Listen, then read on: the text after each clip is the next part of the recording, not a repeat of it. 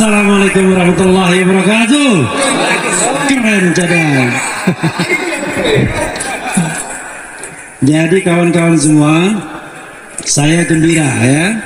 Hari ini sudah berakhir sidangnya dan kita hanya akan menyiapkan kesimpulan. Tapi kata menyiapkan kesimpulan itu luar biasa sesungguhnya. Karena kita diberikan kesempatan lagi untuk mempertajam apa yang sudah kita sampaikan dan memberikan juga kritik atau masukan-masukan apapun kepada Mahkamah Konstitusi untuk memperkuat permohonan kita. Logikanya sederhana. Kalau MK mau menolak permohonan kita, ngapain dia bikin instrumen baru kesimpulan? Dan boleh juga menanggapi apa yang terjadi tadi. Oke, saya akan mereview secara umum, tidak spesifik hari ini. Jangan lupa kawan-kawan semua, permohonan 01 itu petitumnya adalah diskualifikasi terhadap 02 atau setidak-tidaknya diskualifikasi terhadap Gibran dan diperintahkan pemungutan suara ulang. Ingat, pemungutan suara ulang, bukan pemilu ulang, seluruh Indonesia. Jadi kalau ada yang mengatakan itu akan mengganggu kalender ketatanegaraan dan lain sebagainya, itu omong kosong, bullshit, ya, omong-omong. Kenapa begitu? Ingat nggak, waktu saya mengajukan judicial review terhadap unregistered voters bisa memilih itu pada tanggal 6 Juli 2009 dan kemudian pilpresnya 8 Juli 2009, bayangkan.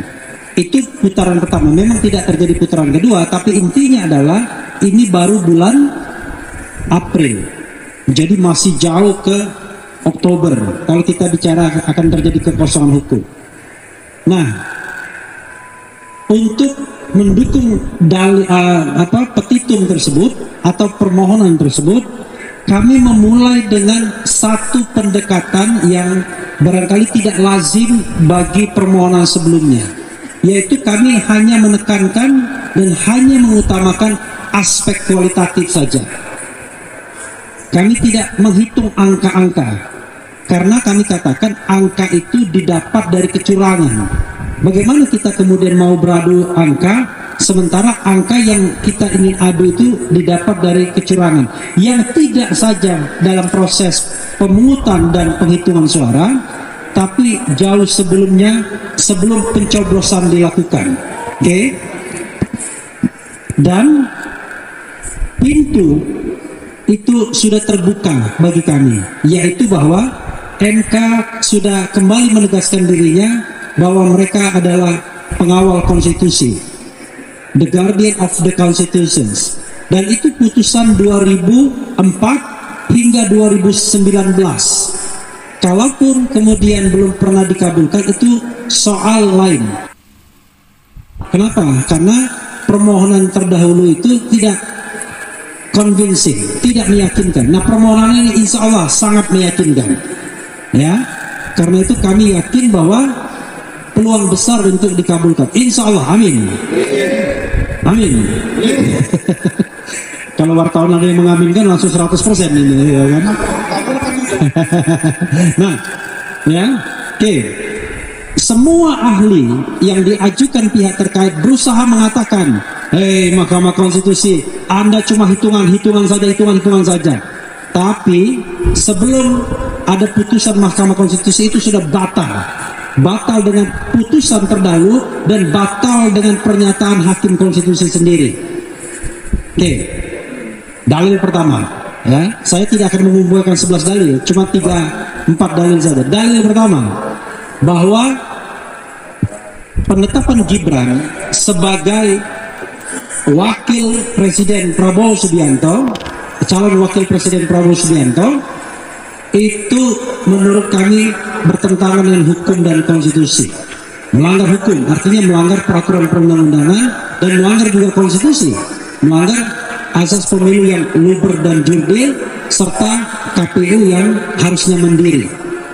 ada dua hal di sini sekaligus menjawab dalil kedua, yaitu sudah expressis verbis bahwa memang ada pelanggaran karena PKPU sebagai dalam tanda kutip hukum acara pendaftaran tersebut itu tidak diubah dan diperkuat dengan Hakim Konstitusi Arief Hidayat yang mengatakan putusan MK itu ada yang self-executing dan non-self-executing. Self-executing itu adalah langsung bisa diterapkan tanpa diperlukan adanya tindak lanjut berupa misalnya pembentukan peraturan pelaksana atau perubahan peraturan pelaksana. Tapi ada non-self-executing, dan kami yakin yang dimaksud Yang Mulia Arief Hidayat non-self-executing itu adalah termasuk putusan MK nomor 90 yang itu pun kontroversial, yang itu pun yang kata Yusril kontroversial, yang katanya harus diubah, ada penyelundupan hukum, tidak ada waktu bagi KPU untuk mengubah PKPU-nya karena waktu tinggal 4 hari lagi, dan bagaimana konsultasi dengan DPR karena DPR sedang reses. Itu kata Prof. Yusril, yang kemudian berbeda sebelum dia menjadi kuasa hukum 02 dan berminat menjadi wakil presiden pada waktu itu. Kita bukan anak kecil, ya kan?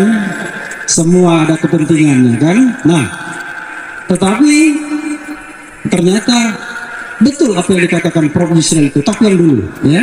Jadi memang dalil pertama terbukti, oke? Dalil kedua, tidak independennya KPU atau penyelenggara pemilu yang lainnya terbukti juga. Paling tidak dari kasus terkait dengan penetapan Gibran Rakabuming terlihat bahwa KPU memang sengaja untuk memancing agar ayo mendaftar dengan mengeluarkan surat edaran. Apakah KPU tidak paham bahwa harus mengubah peraturan KPU-nya? Paham mereka. Tetapi karena DPR-nya reses, mereka berusaha melakukan penyelundupan. Wah, itu bisa dipermasalahkan, itu pelanggaran kode etik juga itu. Jadi melakukan penyelundupan dari saksi yang menjadi lawyer di DKPP. Penyelundupannya itu apa? Penyelundupannya adalah dia mengajukan perubahan peraturan KPU itu kepada Ditjen Perundang-undangan tanpa konsultasi DPR. Fortunately ditolak oleh Ditjen Perundang-undangan. Nah, ini menunjukkan bahwa KPU tidak independen. Padahal apa urusannya? Dia kan bisa mengatakan, oke, ada putusan 90, tetapi karena tidak ada waktu untuk mengubah PKPU, maka putusan tersebut belum bisa kami laksanakan. Karena kalaupun kami laksanakan, akan cacat prosedural seperti yang dikatakan Yusril Iza Mahendra, akan dipersoalkan orang, dan terbukti, ya kan? Akan dipersoalkan orang. Implikasinya ada persoalan-persoalan seperti ini dan itu bisa inkonstitusional. Maka dalil kami, ya setidaknya ada penyelenggara pemilu yang tidak independen from the beginning itu sudah terbukti juga. Bagaimana dengan Bawaslu? Sama saja. Terlihat betul bahwa Bawaslu itu tidak memproses hal-hal yang memang jelas-jelas merupakan pelanggaran. Seperti misalnya yang namanya mobilisasi aparat desa. Kemarin ada PJ Wali Kota Bekasi, ternyata pernah juga diproses oleh Bawaslu, tapi tidak pernah dia menghukum bahwa PJ ini atau kegiatan itu menguntungkan atau dimaksudkan untuk menguntungkan paslon 02. Tidak pernah ada putusan yang begitu. Sepanjang pengetahuan saya ada nggak? Nggak ada ya. Jadi tidak ada putusan yang mengatakan bahwa itu menguntungkan paslon 02 dengan melanggar undang-undang. Nah, ini menunjukkan bahwa ada ketidaknetralan. Bagaimana dengan DKPP?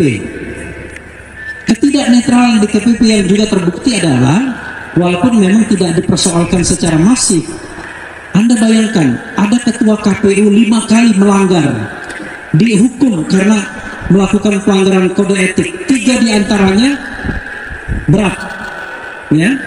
2 peringatan berat dan terakhir. 1 peringatan berat saja, tapi tidak ada terakhirnya.